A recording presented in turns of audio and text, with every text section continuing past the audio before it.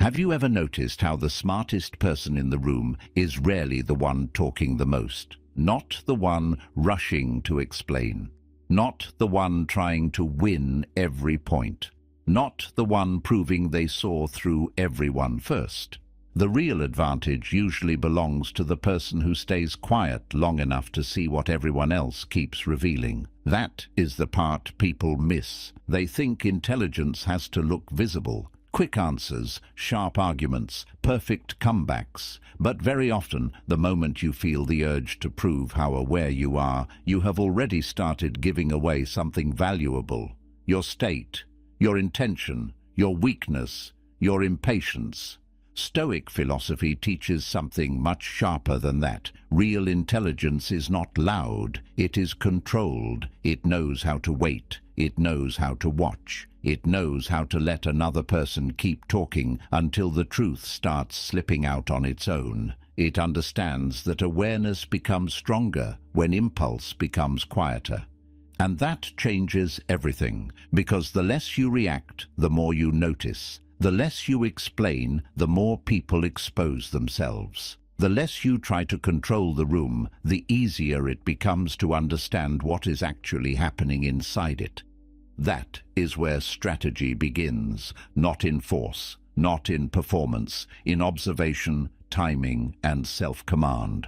So this episode is not about tricks. It is about a different kind of power. The kind that comes when your mind is calm enough to read what others miss, your silence is strong enough not to beg for approval, and your timing is disciplined enough to act only when acting actually matters. And the first lesson begins here. 1. Speak less, observe more. The moment you stop trying to answer everything, something powerful begins to happen. Your awareness comes back to you. As long as your mind is busy preparing the next reply, defending your image, or trying to sound sharp, you miss more than you realize. You miss the hesitation before someone answers. You miss the shift in tone when a certain subject gets too close to the truth. You miss the inconsistency between what is being said and what is being shown. And very often, that hidden layer tells you more than the words ever could. This is why speaking less is not weakness, it is discipline. It means you are no longer spending all your energy trying to appear intelligent. You are allowing yourself to become perceptive. And perceptive people always see what impulsive people miss. Epictetus understood something very deep about this when he said, "We have 2 ears and 1 mouth, so that we can listen twice as much as we speak." That is not just advice about politeness, it is advice about power. Because the more quickly you speak, the more quickly you reveal yourself. But the more quietly you observe, the more clearly others begin revealing who they are. And that changes the whole game. A person may tell you they are calm, but their body tells you they are threatened. They may tell you they are honest, but their behavior starts shifting the moment silence enters the room. They may tell you they respect you, but their consistency exposes the truth long before their words ever do. This is why silence sharpens perception. It removes the pressure to perform and gives reality time to show its face. There is also something else here. A lot of people are deeply uncomfortable with silence. They rush to fill it. They explain too much. They talk themselves into exposure because the stillness makes them nervous. And if you are quiet enough, patient enough, and emotionally steady enough, you will see things they never intended to show you. That is not manipulation. That is awareness. The Stoic way is not to overpower the room. It is to understand it. Not to speak first, but to see first. Not to chase control through noise, but to gain clarity through self-command. Because once you stop interrupting every moment with your own reaction, you begin hearing what is really being said beneath the surface. And that is where intelligence becomes strategic. So learn to be less eager to respond and more willing to notice. Let other people rush if they want to. Let them reveal their patterns. Let them show you where they are real, where they are insecure, where they are consistent, and where they are only trying to manage an image. Because the quieter your ego becomes, the sharper your perception grows. And once you truly learn how to observe without rushing to speak, you will stop needing to prove how aware you are. People will reveal enough on their own, and you will begin moving through the world with a calmer, deeper kind of intelligence that does not need noise to be powerful. 2. Control your reactions, not the situation. A lot of energy gets wasted trying to control the outside, trying to control how someone speaks to you, how quickly they answer, how they interpret you, how they behave, how the moment unfolds. But the harder you try to force the outside world into obedience, the more unstable you usually become inside. And once that instability appears, your advantage starts slipping away. This is why the Stoic move is different. You stop trying to control every situation, and you start controlling the only thing that decides whether the situation owns you or not: your reaction. That is where real power begins. Because the truth is, people often expect emotion from you. They expect the quick reply, the offended expression, the defensive explanation, the visible frustration. They expect your ego to step forward. They expect your nervous system to become readable, and the moment that happens, they learn something valuable about you. They learn where to press. They learn what shakes you. They learn how to move you without ever having to touch you directly. But when you stay calm, the whole pattern breaks. Now they cannot read you so easily. Now the moment does not unfold the way they expected. Now they lose the easy access they were counting on. Marcus Aurelius said, "You have power over your mind, not outside events. Realize this, and you will find strength." That line carries more depth than it seems. He is not just telling you to be calm for moral reasons. He is showing you where control actually lives. Not in the behavior of others, not in perfect conditions, in your inner government. And once that becomes real to you, your presence changes. You stop looking like someone who can be easily steered by tone, pressure, guilt, or provocation. You stop becoming emotionally available to every shift in the room. You begin holding your center even when the situation itself stays messy. That matters more than people think, because the person who reacts emotionally usually believes they are taking power back. But often they are doing the opposite. They are revealing state, losing timing, and giving the other person a clearer map of their inner world. Calm does not do that. Calm preserves your range. It protects your judgment. It lets you choose instead of discharge. And that choice is everything. Sometimes the strongest move is not solving the whole situation immediately. Sometimes it is refusing to let the situation rearrange you before you have even understood it clearly. That pause, that discipline, that refusal to obey the first emotional wave is what keeps you strategic. So the next time something tries to provoke you, do not ask first, "How do I control this?" Ask, "Can I control myself inside this?" That question will take you much further, because once you master your reactions, something powerful happens. You stop being easy to read, easy to bait, easy to rush, easy to manipulate, and when that becomes true, you no longer need to overpower the situation. Your calm becomes the power in it. 3. Let others reveal themselves. One of the biggest mistakes you can make with people is rushing to uncover them. You push too hard, ask too much, explain too quickly, or try to force clarity before the moment is ready. And the strange part is that this usually hides the truth instead of exposing it. People become more careful when they feel watched too directly. They start editing themselves, guarding themselves, managing what they show you. That is why patience is such a quiet advantage. When you stop forcing the moment, people start relaxing into their own patterns. They talk longer than they meant to. They contradict themselves. They reveal what matters to them by what they defend too quickly, what they avoid too carefully, or what keeps slipping out when they think no one is paying enough attention. This is where silence becomes almost surgical. You do not need to accuse, you do not need to corner, you do not need to make a dramatic display of insight. You simply give the moment enough space for reality to become visible. Seneca once wrote, "A person should be allowed to reveal themselves by their own actions." That idea matters here, because people often tell on themselves much more honestly through repetition than through confession. Their tone, their consistency, their timing, their appetite for control, the way they respond when they are not getting what they want, all of that speaks. And it speaks loudly when you stop interrupting it. There is a deeper strength in this too. When you let others reveal themselves, you stop wasting energy trying to decode everything too early. You become less reactive, less suspicious, less needy for instant certainty. You understand that truth does not always need to be dragged into the light. Sometimes it comes out more clearly when you stop grabbing at it.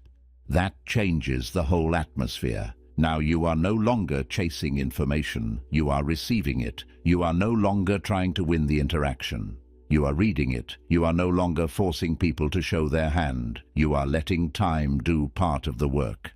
And time is often very honest. Because anyone can perform well for a moment, very few can hide themselves forever. So if you stay calm enough, and quiet enough, and disciplined enough not to rush, people will often hand you the truth without realizing they did. That is a different kind of intelligence. Not loud intelligence, not showy intelligence, the kind that understands that revelation is usually stronger when it happens naturally, the kind that trusts observation more than interrogation, the kind that knows you do not always need to expose someone. Sometimes you just need to stop protecting them from exposing themselves. And once you really learn that, you stop feeling pressure to force every answer. You become steadier, sharper, harder to fool. Because the person who can wait without losing focus usually sees what everyone else talks over. 4. Don't rush to fill the silence. Silence does something that fast conversation rarely allows. It creates pressure, and pressure reveals people. That is why silence is so valuable if you know how to hold it. The moment a conversation goes quiet, something subtle begins to happen. The other person starts feeling the space. If they are secure, they can remain inside it without needing to control it. But if they are nervous, hiding something, trying too hard, or desperate to manage the impression they are making, the silence begins working on them. It unsettles them. And very often, that is when they start saying more than they planned to say. This is why rushing to fill every pause costs you so much. The second you hurry to rescue the silence, you take the pressure off them and place it back on yourself. Now you are the one supplying words, supplying comfort, supplying movement. You are the one revealing your pace, your need to smooth things over, your discomfort with uncertainty. Meanwhile, the other person gets to relax inside the space you just saved them from. That is a bad trade, because silence is not empty, it is active. It gives you time to think. It gives the other person time to reveal their relationship to tension. It gives the truth room to rise instead of being buried under reflex. There is a reason calm people often seem harder to read. They do not panic when the moment becomes quiet. They do not treat stillness like danger. They can let a sentence land. They can let a question sit. They can let the other person feel the weight of what was just said without immediately running in to soften it. That kind of control has real presence in it. Balthazar Gracian put it beautifully when he wrote, "Good things, when brief, are twice as good." That applies here in a deeper way than it seems. Not everything needs to be stretched, explained, and padded with extra words. Sometimes the pause after a sentence does more work than another paragraph ever could. Sometimes silence gives your words gravity. Sometimes it exposes what the other person cannot bear to leave untouched. And that matters, because the one who speaks first after a charged silence often gives away more than they meant to. They reveal what they are eager to fix, eager to hide, eager to deny, or eager to secure. Their urgency starts talking for them. Their discomfort starts creating information. If you are patient enough, you can see all of that. This is not about turning every interaction into a game. It is about becoming disciplined enough not to waste the intelligence that silence offers. A pause is often the only moment where thought can return before reaction takes over.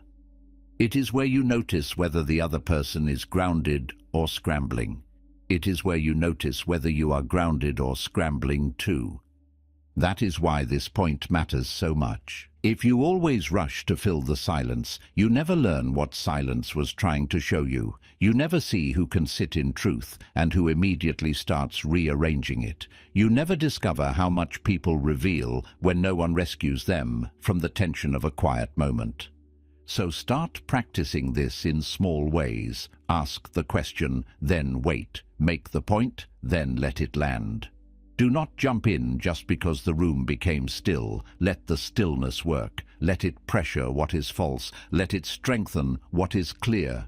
Because once you stop fearing silence, you stop leaking so much unnecessary information. And once you learn how to hold a pause without shrinking inside it, your presence changes. Your words get heavier. Your timing gets sharper. Your mind gets cleaner. Sometimes the smartest move in the room is not to say more. It is to stay still long enough for the silence to start telling the truth. 5. Watch behavior, not words. Words can be arranged. Behavior usually cannot. That is one of the simplest truths about people and one of the easiest to ignore when emotion is involved. A person can say exactly what sounds right. They can sound sincere, thoughtful, even deep.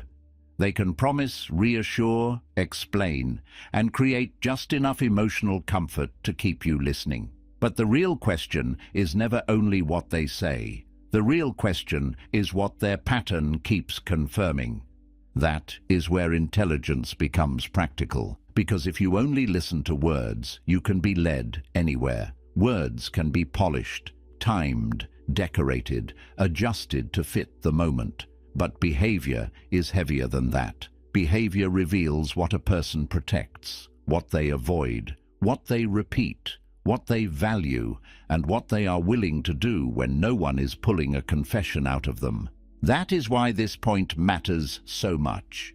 You do not outsmart people by becoming suspicious of every sentence. You outsmart them by refusing to let language hypnotize you into ignoring evidence. If someone says they respect you, watch how they handle your boundaries.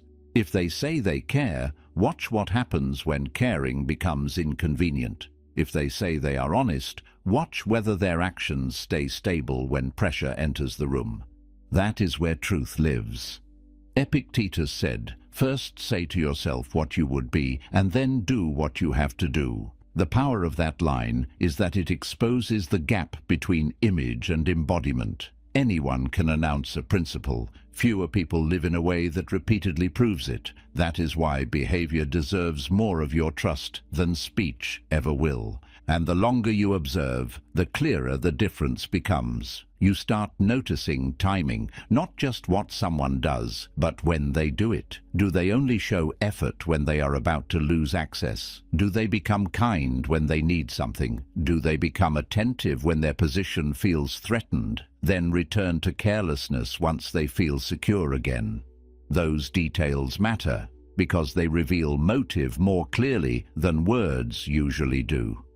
You also begin noticing consistency, which is even more revealing. A single good moment means very little on its own. A single apology means very little on its own. A single promise means very little on its own. What matters is the pattern. Does the person become more reliable over time, or do they keep creating the same emotional weather and then speaking beautifully about how much they care? Do their actions create peace, or do their words keep trying to cover the instability their behavior refuses to stop producing?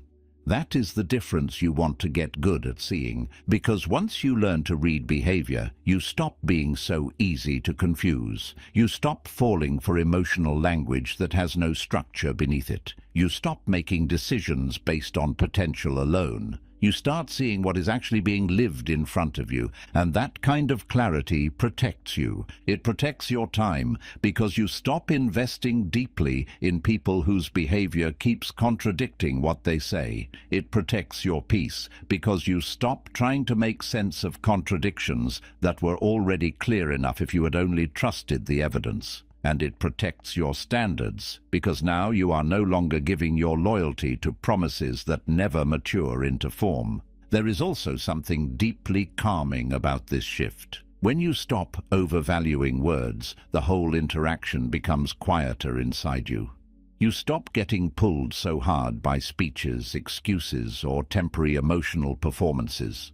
You become less desperate to decode every sentence, because you know the clearer answer is usually in what the person keeps doing, not in how eloquently they describe themselves. That changes your whole presence. Now you are not easy to impress with talk, not easy to calm with promises, not easy to distract from what is plainly unfolding. You become steadier because you are no longer trying to build certainty from language alone. You are letting reality speak through repetition. And reality is usually blunt. So this point is worth practicing with real seriousness. Listen, yes, hear people fully, but do not let words outrank evidence. Let actions carry the heavier vote. Let consistency tell you what sincerity could not prove by speech alone. Let patterns finish the sentence that promises began, because the moment you stop being persuaded by words that behavior keeps denying, you become much harder to fool. And once that happens, your intelligence stops being theoretical. It becomes protective. It becomes strategic. It becomes the kind of quiet strength that sees clearly, trusts slowly, and no longer needs pretty language to tell it what truth already has. 6. Ask less, notice more. There is a kind of intelligence that does not need to interrogate the room. It does not rush to ask 10 direct questions, press for instant clarity, or force people into revealing themselves before they are ready. It understands something quieter and far more useful. People are constantly showing you who they are, not always in the answers they give, but in the details they cannot fully manage. What they avoid, what they delay, what they soften, what they light up around, what they never address unless pushed. All of that speaks. That is why this point matters so much. When you ask too much, too directly, too quickly, you can accidentally make people more guarded. They tighten up. They start preparing, they start editing, they begin giving answers designed for the question instead of revealing what would have emerged naturally. And once that happens, you are no longer observing reality in its natural form. You are interacting with a performance built under pressure. Notice how different it feels when you stop forcing the process. You become less dependent on what someone says about themselves and more interested in what keeps appearing without effort. Their rhythms begin speaking, their omissions begin speaking, their discomfort begins speaking. Even their attempts to look composed begin speaking. And often that quiet evidence tells you much more than a direct answer ever could. Sun Tzu captured the spirit of this when he wrote, "If you know the enemy and know yourself, you need not fear the result of 100 battles." That idea is larger than conflict. It is about perception, about not walking blindly into people or situations just because words sounded convincing, about learning to understand what is present before you decide how to move. And presence is full of information if you know how to read it. A person may not openly admit what they fear, but their timing reveals it. They may not confess what matters most to them, but their defensiveness will circle around it every time. They may never directly say where their loyalty ends, but their consistency eventually will. They may try to control the story, but what they refuse to mention can become louder than everything they carefully included. That is why noticing is so powerful. It keeps you from becoming emotionally dependent on verbal clarity from people who may never give it honestly anyway. It teaches you not to sit there waiting for some perfect sentence that will explain everything. Instead, you become capable of reading the truth in the shape of what keeps happening. That is a different kind of confidence. You stop needing immediate answers. You stop trying to corner the truth. You stop asking questions whose answers are already being shown in behavior, timing, and pattern. This does not make you cold, it makes you perceptive. It means you are no longer trying to force certainty through words when life is already giving you evidence in 100 smaller ways. And there is another layer here that matters. What people avoid often tells you more than what they emphasize, what they skip, what they delay, what they leave just vague enough to stay comfortable, what they answer around instead of answering directly. Those absences are not empty. They are signals, and once you become quiet enough to notice them, the whole interaction starts opening in a different way. Now you are not just listening to content, you are reading structure. You are noticing what is present, what is missing, and what that combination is trying to tell you. That makes you harder to mislead, because manipulation often relies on one thing: your willingness to accept the spoken layer as the full story. But once you begin noticing more than you ask, that layer loses some of its power. You become less hypnotized by polished answers, less impressed by quick explanations, less likely to ignore what is obvious simply because the wording was elegant. So this point is not telling you to never ask questions. It is telling you not to lean on questions as your main source of truth. Ask when it is useful. Ask when it serves clarity. But do not become blind to the information already present just because no one packaged it neatly for you. Sometimes the truest answer in the room is not spoken directly. It is revealed through avoidance, through inconsistency, through ease, through tension, through what appears when nobody is forcing it. And once you learn how to notice that, your intelligence becomes much calmer and much sharper. You stop chasing information. You start receiving it. That is when people become easier to read without you having to say very much at all.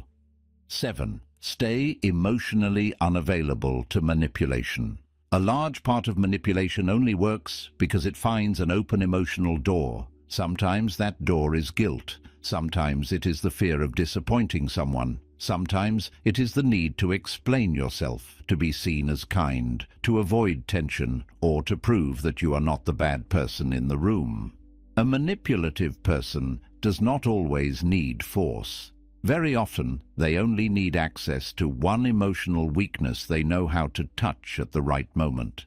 That is why emotional self-command matters so much. If guilt can instantly move you, you can be steered. If pressure can rush you, you can be steered. If provocation can make you defend yourself before you have even understood the moment clearly, you can be steered. The outside action may look small, but once it changes your state, it starts changing your judgment too. And the moment judgment is disturbed, control begins slipping away from you. This is exactly why Stoicism places so much emphasis on inner freedom. Epictetus said, "No person is free who is not master of themselves." That line goes straight to the center of this point. Manipulation loses power when your inner state is no longer so easy to seize. It becomes much harder for someone to use guilt, urgency, emotional pressure, or theatrical disappointment against you when you are no longer automatically available to those things. That does not mean becoming cold or unreachable. It means becoming harder to emotionally hijack. You can hear someone's accusation without immediately shrinking under it. You can notice an attempt to pressure you without rushing to relieve the discomfort. You can see the performance, feel the pull of it, and still remain steady enough to ask yourself a more important question. What is actually true here, and what is this person trying to make me feel so that I stop thinking clearly? That question protects a lot, because manipulation usually becomes weaker the moment it is seen. It relies on emotional speed. It wants you to react before you reflect, to soften before you evaluate, to explain before you examine whether any explanation is even owed. Once you slow that process down, the whole dynamic changes. The pressure may still be there, but it no longer has immediate command over you. This is where emotional unavailability becomes a strength. Not the unhealthy kind that closes the heart, but the disciplined kind that refuses to hand over decision-making power just because someone managed to create discomfort. You stop treating every emotional cue from others as if it deserves instant obedience. You let the feeling arrive, but you do not let it choose for you. That shift can be life-changing. It changes how you handle guilt. It changes how you handle intimidation. It changes how you handle charm, flattery, urgency, and even pity when pity is being used to get around your clarity. You become less easy to rush and much harder to control because the old shortcuts into your nervous system no longer work the same way. And that is the deeper point here. Outsmarting people is not always about having better arguments. Often it is about not becoming emotionally available to the tactics that are meant to pull you out of yourself in the first place. When that happens, your mind stays cleaner, your boundaries stay stronger, your perception stays sharper, and the person in front of you starts losing one of their biggest advantages, which is access to your unexamined emotional reflexes. That is real power. Not dramatic power, but stable power. Because the moment your emotions stop being easy tools in someone else's hands, you begin moving through people with a very different kind of intelligence. 8. Use timing instead of force. One of the clearest signs of intelligence is knowing that not every moment should be pushed. Sometimes the mistake is not what you say, it is when you say it, not because your point is weak, but because the moment is wrong. The other person is too defensive, too emotional, too closed, too eager to win, or too busy managing the room to hear anything clearly. If you force your move there, you may still be right, but you lose the advantage because you spent truth in the wrong moment. That is why timing matters so much. Force tries to win immediately. Timing knows how to wait until the moment starts working for you instead of against you. It understands that pressure can make people resist, while patience can make them reveal far more than a direct confrontation ever would. A rushed move often creates friction. A well-timed move changes the whole shape of the situation. This is one of the quiet strengths behind Stoic restraint. You do not need to answer everything at once. You do not need to correct every false impression the second it appears. You do not need to win every exchange the moment it becomes tense. Sometimes the smartest thing you can do is hold your position, watch a little longer, and act when the truth will land with less resistance and more force. That is not avoidance, it is precision.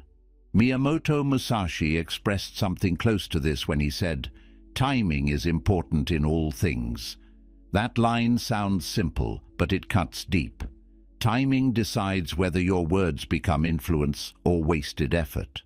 Timing decides whether your silence becomes strength or fear. Timing decides whether a move creates clarity or only creates more noise. And once you really understand that, you stop trying to overpower every moment. You begin asking different questions. Is this the right time to speak, or would speaking now only feed the wrong energy? Is this the right time to confront, or do I need to let the pattern become more visible first? Is this the right time to move, or am I only trying to relieve my own impatience? Those questions protect your power, because force often comes from discomfort. You want certainty now, relief now, resolution now, but timing asks for a steadier mind. It asks you not to confuse urgency with strength. It asks you to let the moment mature enough that your move does not have to fight so hard to matter. That changes everything in conversation, in conflict, and in strategy. A person who uses force too early often shows their hand. A person who knows timing keeps more of themselves protected. They do not waste their best move on a moment that cannot hold it. They wait until the room changes, until the other person reveals more, until emotions cool, until the truth has more space to stand on its own.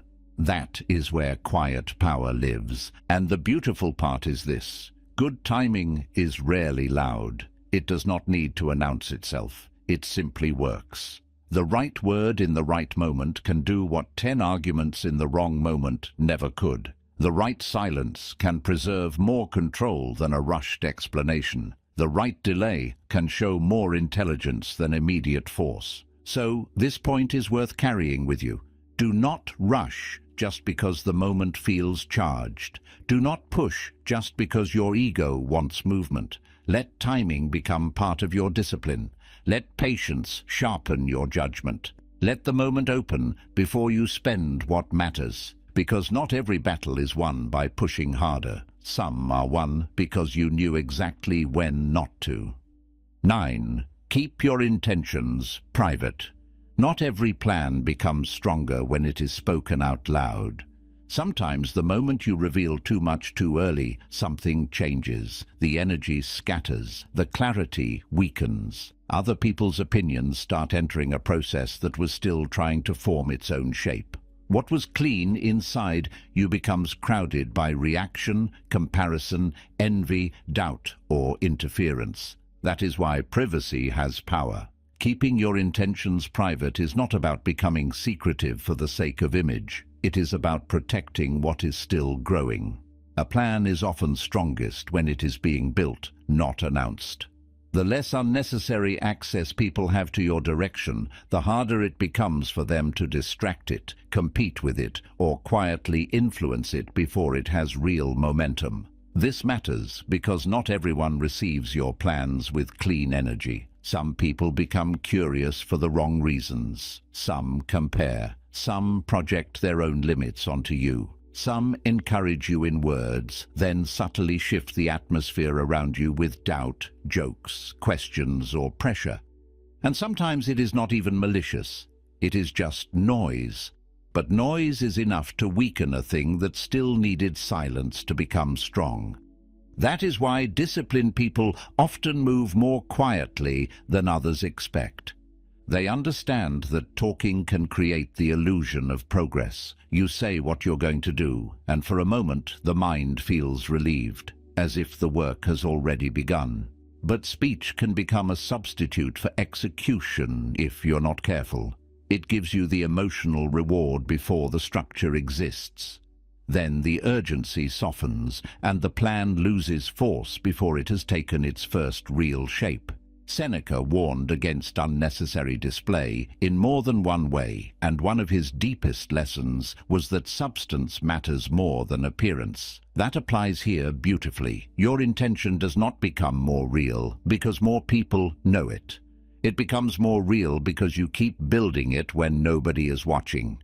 There is a quiet dignity in that. You stop needing witnesses for every becoming. You stop turning every private discipline into public material. You let the work stay close to your chest until it has enough strength to stand on its own. That changes the quality of your effort. It becomes less performative and more exact, less emotional and more strategic. And there is another advantage too. When your intentions stay private, you become harder to interfere with.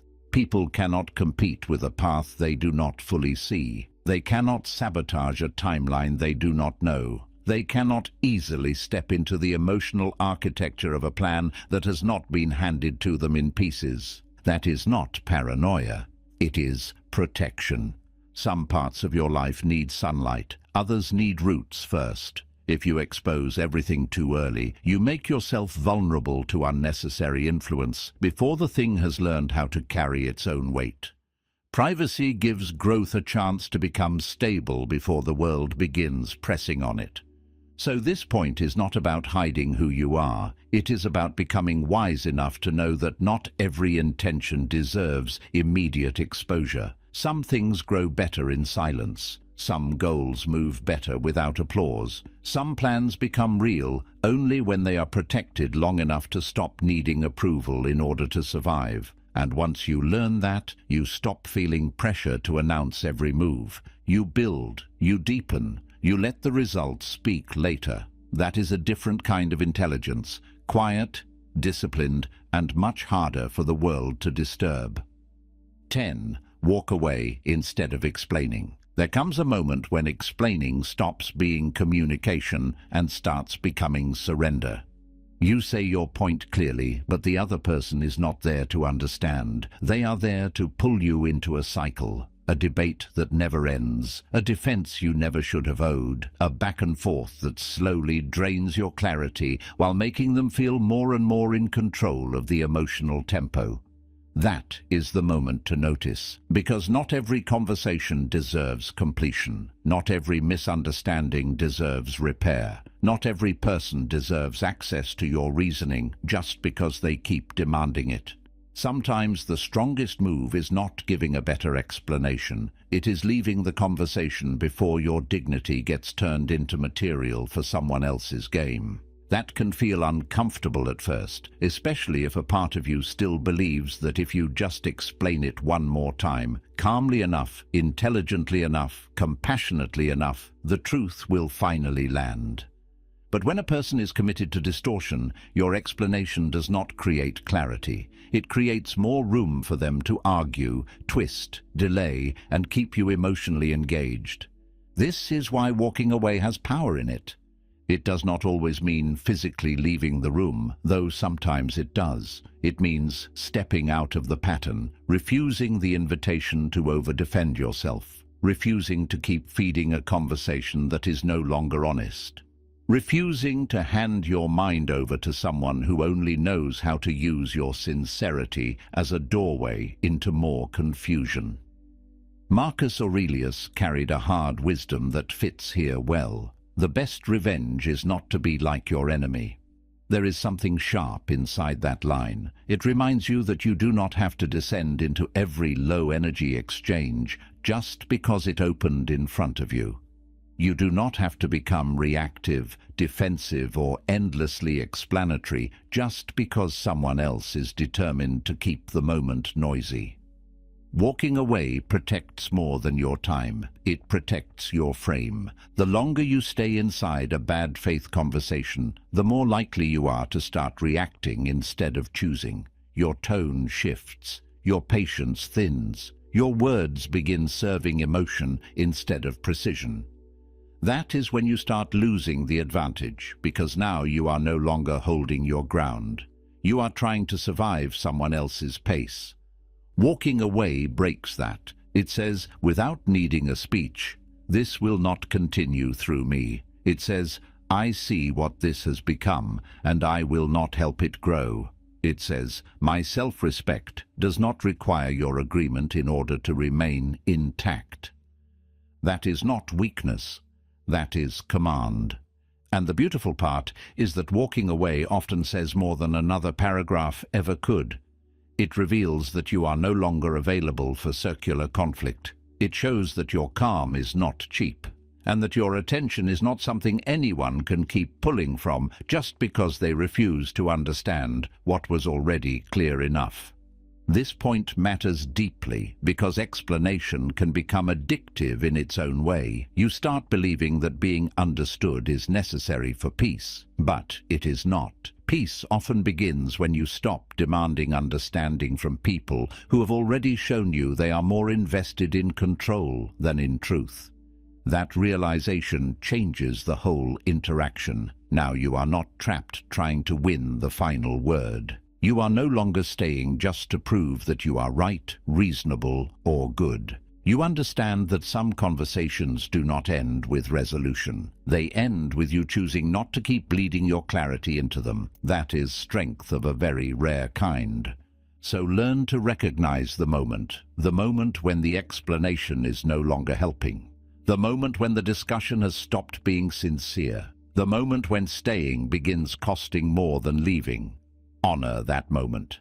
Because sometimes the smartest thing you can say is nothing more. Sometimes the strongest proof of control is not what you explain. It is what you quietly refuse to keep participating in.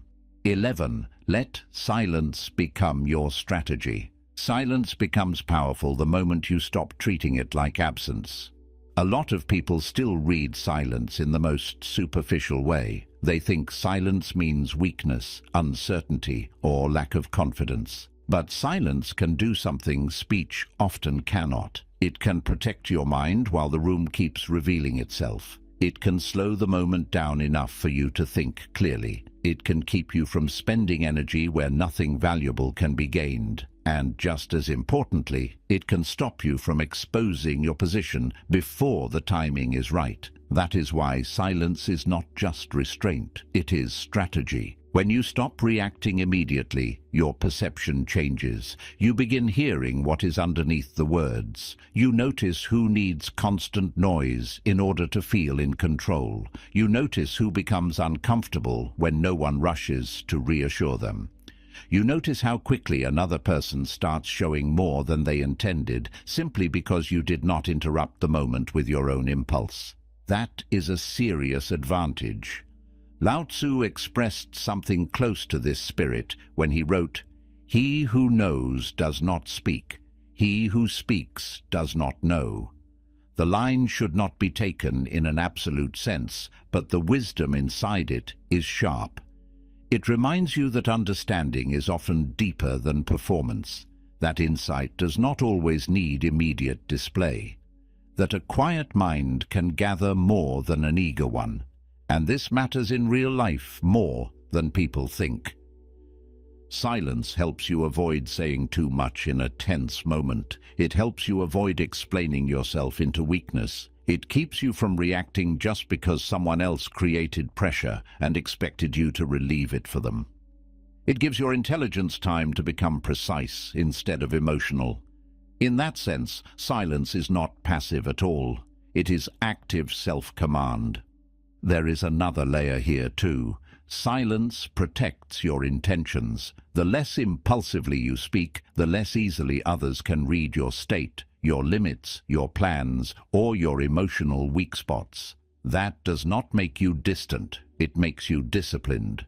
It means you are no longer giving away valuable information every time the room becomes tense, confusing, or provocative. And in a world where so much is lost through emotional speed, that discipline is rare. What makes silence strategic is not that you never speak. It is that when you do speak, the words come from clarity rather than reflex. You are choosing the moment, choosing the tone, choosing the amount. That changes the force of what you say because your speech is no longer a spill. It becomes an action.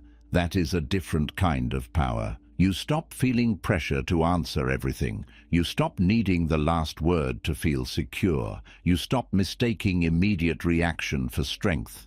Instead, you begin moving with more intention. You let silence think with you. You let it protect your timing. You let it expose what noise would have hidden. And over time, it stops feeling uncomfortable. It starts feeling like one of the cleanest forms of control you have. So this final point is not asking you to disappear into quietness. It is asking you to stop wasting silence. Let it sharpen your perception. Let it guard your energy. Let it help you see before you speak and understand before you move. Because once silence becomes part of your strategy, you stop entering every moment as someone who must respond. You begin entering as someone who can read, wait, choose, and act with precision. And that kind of person is very hard to outmaneuver. So this is what all of this really comes down to. Outsmarting people is not about becoming louder, colder, or more theatrical. It is not about winning every exchange, having the sharpest comeback, or proving that you can see through everyone in the room.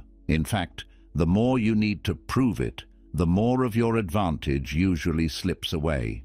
The deeper strength works differently. It comes from saying less when saying less lets you see more. It comes from controlling your reactions so your judgment stays clean. It comes from letting people reveal their own patterns instead of rushing to expose them. It comes from protecting your intentions, respecting timing, and refusing to hand your mind over to pressure, guilt, noise, or provocation. That is what makes a person difficult to read and difficult to manipulate. Not mystery for the sake of image, not silence for the sake of looking powerful, real self-command. Because once your mind stops rushing to answer everything, a different kind of intelligence begins to appear. You notice more, you trust words less and patterns more. You stop wasting energy trying to control every room and start learning how to understand the room before you move inside it. And that changes the quality of every decision you make. This is why Stoicism matters here. It teaches that the smartest move is often not the fastest one. The strongest person is often not the loudest one. The real advantage belongs to the one who can remain clear while others become impulsive, who can remain observant while others keep revealing themselves, and who can remain inwardly steady while the moment keeps trying to pull them into reaction. That kind of presence is rare, and once you build it, people feel it. They may not always know how to name it, but they feel that you are not easy to rush, not easy to bait, and not easy to move away from yourself. Your silence has more meaning. Your words carry more weight. Your choices become harder to interfere with because they come from a mind that does not spill itself everywhere. So maybe that is the real lesson in all of this. You do not need to overpower people to outsmart them. You need to outgrow the impulse that keeps making you too easy to read. You need to become calm enough to observe, disciplined enough to wait, and clear enough to trust what reality is already showing you. Because the moment you stop reacting to every opening, stop explaining every thought, and stop exposing your mind to every passing pressure, something important begins to happen. You stop giving your power away in small, careless ways. And from there, your intelligence stops being something you talk about. It becomes something people feel,